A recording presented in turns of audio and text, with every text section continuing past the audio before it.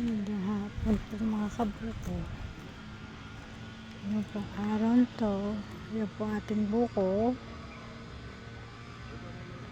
Pababa na po siya. Tapos na naman po sa kabilang yon, kakarga na po. Ang laman po ng truck na yan ay 3,200 pieces or 3,300 pieces. Yan pong karga po ng truck na yan.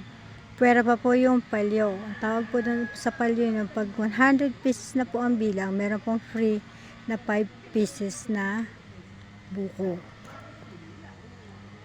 Kaya po yan ay kakarga ng 3,300 plus yung kanyang palyo.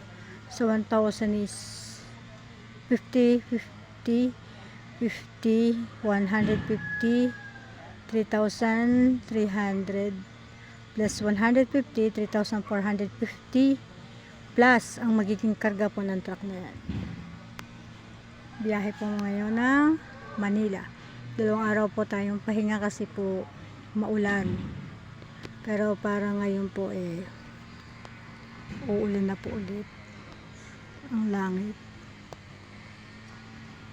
Kapag po umuulan, mahina po ang ating buko kasi po umuulan. Pero pag mainit naman po, ayan na po siya ulit.